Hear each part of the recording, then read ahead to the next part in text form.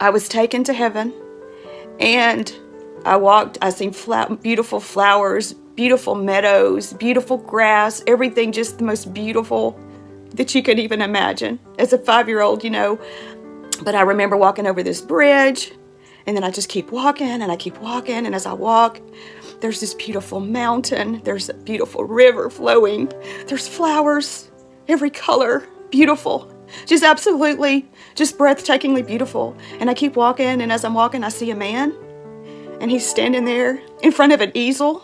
He's painting a picture. He's literally painting the picture that is in front of him of the mountain and the river and the flowing river and the grass and the flower. He's literally painting a picture. And I kind of walk up to him, and as I walk up to him, he turns and he looks at me, and our communication is not like I'm talking, right now, but it is through, like, I know what he's thinking. And I know, what he's telling me through just by, him looking. It's like, I don't really know the word for that, but it's communicated to me somehow.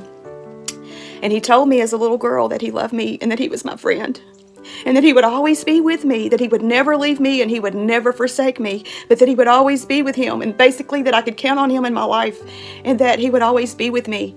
And I just, and when I saw him, I knew he was Jesus. I knew he was Jesus. I don't know how I knew, but when you see Jesus. And, I hear people that they've had, these encounters with the Lord and how they just like fall like a dead man, or they, they're just so overwhelmed with, his glory and everything. But as a child, my experience was a little bit different than that. I felt so comfortable with him. I felt so loved by him, so accepted by him. And I knew that what he told me was truth. Even as a little girl, I remember after that experience, his voice in my life. Many times, I remember being 9 years old one time, and I was the oldest child in my family. So I had, 2 little sisters and a little brother. And I always kind of felt like the mini mom. I was like a little mini mom. I wasn't their mom, but I felt a lot of responsibility for them. And I had this feeling of always wanting to protect them. I can't even explain it. Maybe all older siblings feel that way, but I only knew what I felt. But I remember one day I was standing in the living room of our home, and I remember hearing the voice of God at 9 years old. And the Lord told me, he said, I want you to be a good big sister. I want you to watch over your brother and your sisters, and I want you to be a good example to them because they're watching everything you do.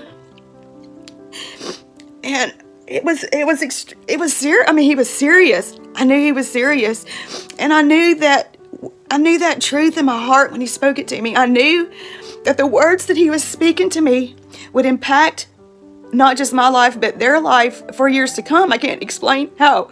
As a young child, I knew that. But I remember feeling so protective over them from that moment on, even to a greater measure. And it doesn't mean I was perfect, because believe me, I wasn't perfect, and I was a bossy big sister. But I took that mandate, what I felt like was a mandate from God, so seriously for years. Still to this day, my heart for my sisters and my brother is so, I can't even explain it. It's so deep of love.